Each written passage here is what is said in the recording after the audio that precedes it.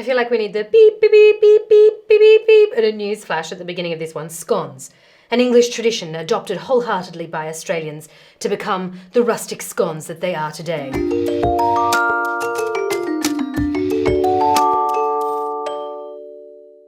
Welcome back to my kitchen. I am Jane de Graaf and I'm here to talk scones because I have spent a large portion of my life trying to get scones right. My mother was an extremely good scone maker and she had one rule, and that was, Jane, don't touch it so much. The less you touch it, the better. And it has taken me a good part of 40 years to understand what she meant by that. So I'm going to show you today, fingers crossed, how easy scones really are if you take to heart my mother's wise words of don't touch the dough, Jane.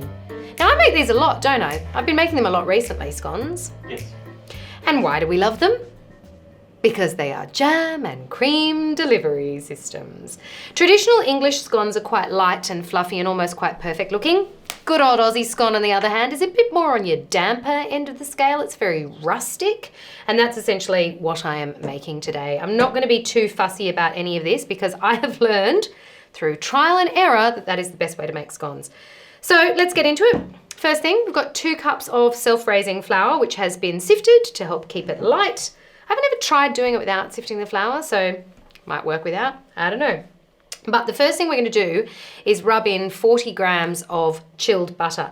Now you want the butter to be chilled because as you're working it in, you don't want it to get too soft. You still want it to retain little tiny flakes because we're going to make it into sort of a breadcrumb consistency. There is no fast way to do this. You just have to stand here and massage the flour and the butter together. This is usually when I get the kids involved. They love this, their little fingers in the bowl. Don't they? Yep. That wasn't very convincing. Do you think I make them do it or do you think they like doing it? I don't know, but it makes it tastier when it's done by little hands. My little fingers in the bowl. Our youngest one loves doing this. His little hands in the bowl. He's just on another planet when he's doing this. It's on another planet anyway, but when he's doing this, he loves it. So you'll just have to bear with me while I try not to breathe in the flour here. We're just rubbing it all in. It's like the start of any basic pastry, really. You're just putting them together.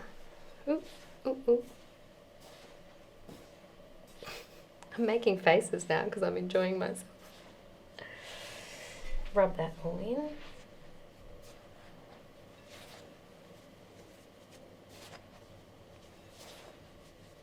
I made scones for Valentine's Day this year because one of the other things I love about scones is you can change the theme of them really easily by just varying up the topping. Nothing beats good old strawberry jam and cream or raspberry jam and cream, but you can do lemon curd. I did rose water for Valentine's Day this year, like a rose water cream, a little bit fancy.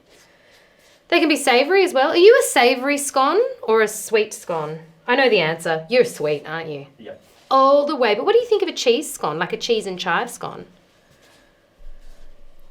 Is there a place in this world for the savoury scone? No. All right, what about the pumpkin scone?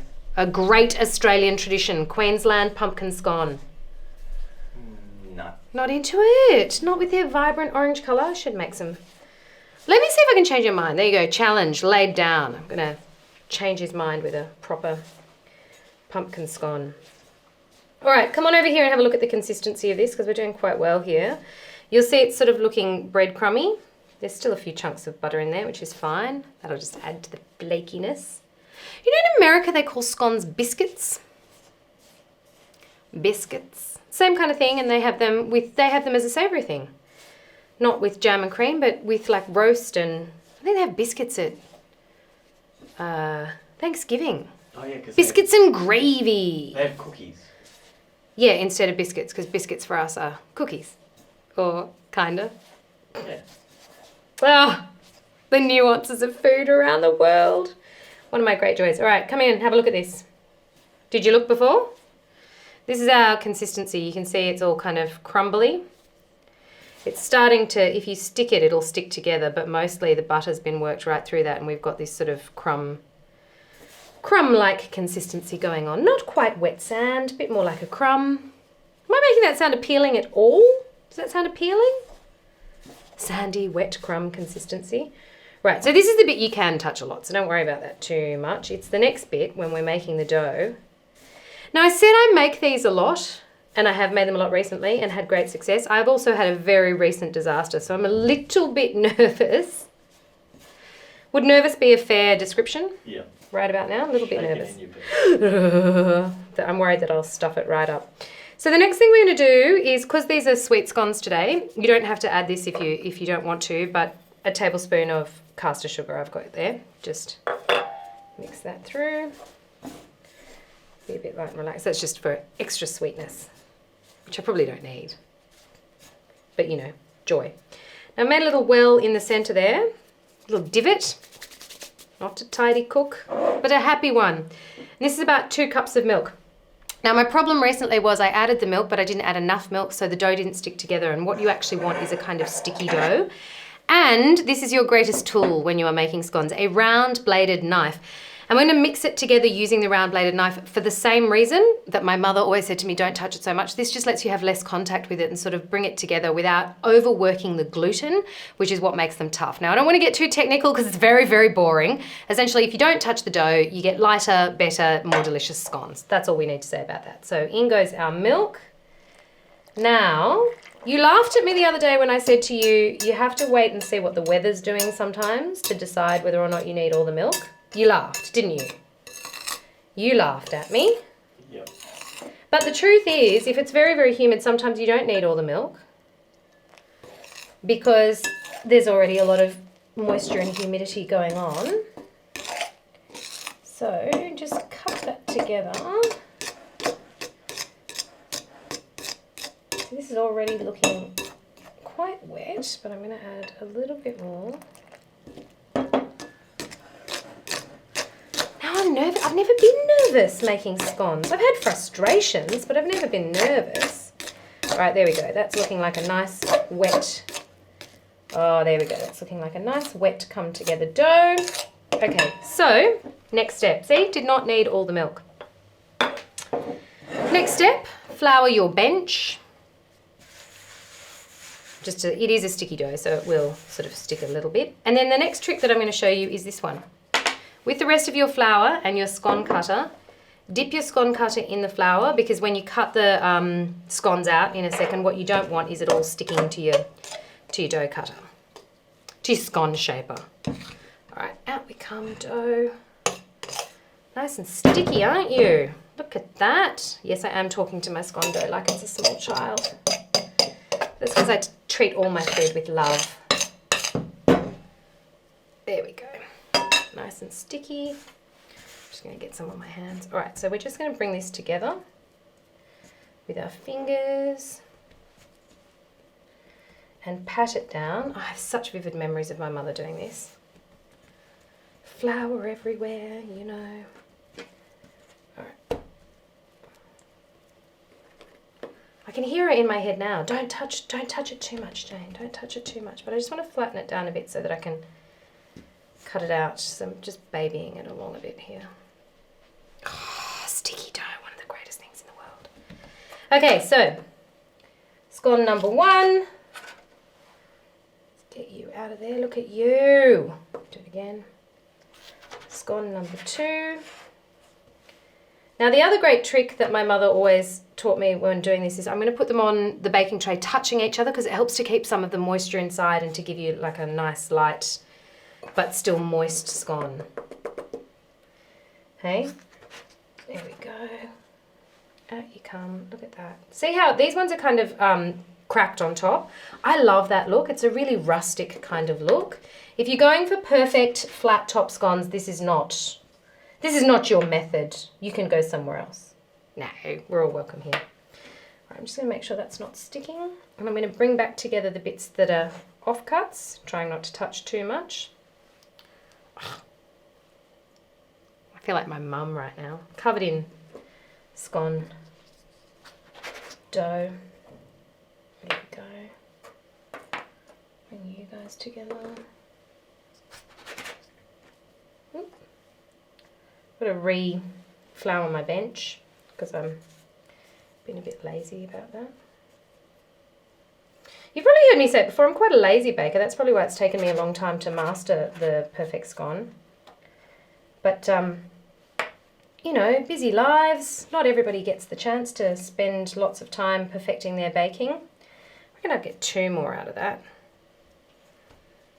There was always in my mother's batch of scones one really deformed scone. It was the last one in the batch that was kind of like manhandled but often the tastiest, I find. There we go, a little batch like that. And this can be one little scone on its own. Stick you together. Stick, stick, stick.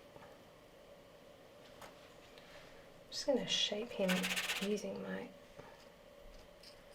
mould. There we go. Now, get the extra bits off.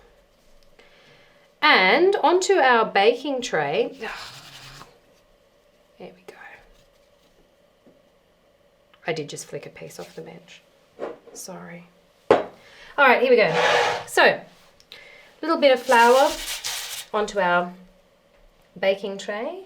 And then I'm just going to sit these side by side. So touching, not pushed together, but just touching one another. To give them a bit of love, you know, they want company on the tray. Just sort of stick them together like that. There we go, look at those. And finishing touch. Now my mum didn't do this, but it is something I have adopted myself, and that's to just brush the top with some milk. That just helps with a nice browning on top. You don't have to do it. Some people do a little bit of sugar water on top. Some people do an egg glaze. I am just going to do a little tiny bit of milk on top. And then all we're going to do is pop them into the oven at 180 degrees for 20 minutes. And while they are going lovely and toasty, I'm going to whip some cream. All right, shall we do it? Into the oven.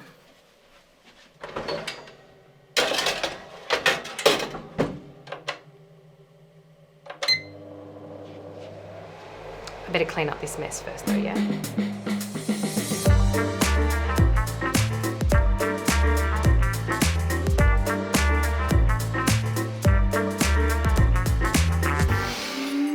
It's time to take them out of the oven. They smell so good. Can you smell it? I can smell it. Oh, it's ready. It's ready. Oh, they're nice and brown on top. Thanks to my little milk trick.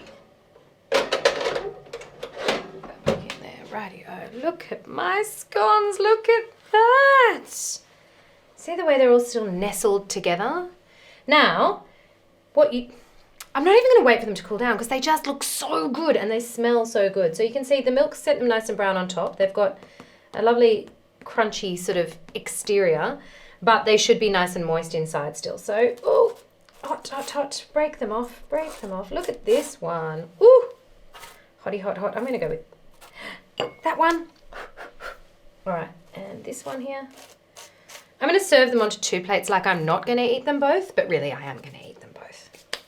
What? None for you. I did make you a cup of tea though, because tea is an essential part of the scone process. Let me put that one there so you can see how beautiful they are in their little loaf. Now, while they were cooking, I just whipped up some cream. You can sweeten your cream if you want to, but for me, it's just plain cream all the way, and then some bog standard strawberry jam, because this is the rustic scone experience. Now, I like to try and tear these in half, don't I? I like to try and tear them in half. Try it. Sometimes they come apart beautifully, and sometimes, oh, look at that. If that is not a beautiful flaky interior, I do not know what is. I'm going to use that as my pillow tonight. No, that's a lie. I'm going to eat it right now. But I'm also going to tear this one apart. You can see they get like this great sort of naturally occurring line, which lets you do that. Oh, yes. Thank you, Mum. Don't touch the dough. Now I have a very serious question for you. Are you a jam on the bottom or are you a cream on the bottom? It's a very important question. Our friendship hinges on this. You ready? I'm ready. Might be controversial. It might be controversial. What are you putting on the bottom? Jam or cream on the bottom? Jam. Not controversial at all. We can remain friends. In fact, I'll keep you as my husband even. Jam goes on the bottom for me. I like my scones hot, and if you put the cream on the bottom, it melts, guys. Simple fact, it's going to melt and run away. So I like to use the jam as a bit of a barrier between the hot scone and the cream. But I have heard it said that some crazy people out there like to put the cream on the bottom and treat it like butter. Nuh-uh, it ain't butter. It's cream. It's for the cream on top of the cake. So let's do it. Little bit, because I can't stand around here all day pretending that I'm not desperately waiting. So nice big dollop of jam. This is not the thing to be eating if you're trying to be, you know, calorie conscious or whatever it is some people do. This is pure joy. Should I do a plate for you and pretend that I'm going to give you a plate? It's keto, right? Do you know what it is? It's joyful food. It's 100% joy. Right here, I will answer no nonsensical questions. Look, all the jam. No, literally. All the jam. Right, and then a big old dollop of cream on top. Oh. I can remember when I was a kid, I don't know about you guys, but as a kid, I used to always just try and get more cream on. So I was like, oh, look, that's all leaking off because have no elegance about me today. Look at that. See, I did make some for you. Made you a cup. We'll see. We'll see. Cup of tea and a scone. Here we go. Now let's see if I had the skill that my mother had when she whipped these up for guests. So you ready? There's no elegant way to do this, so I'm not even going to pretend. Ready? Okay. Oh my goodness. That is the taste of my childhood. That is pure joy. The cream's starting to melt. The outside of that scone is lovely and biscuity, but the inside is fluffy as anything because, thank you, Mum, didn't touch it. So good. Thank you for joining me. Those are the secrets to scone making. Please try it. Try it for your loved ones. Be brave. Don't get nervous like I did. That is the fun food, the delicious food. Certainly right here, the joyful food. I'm so happy right now. Please give it a go. Let me know what you think. Best of luck with your traditional scone baking. I'm gonna eat them all now. And I got some on my nose.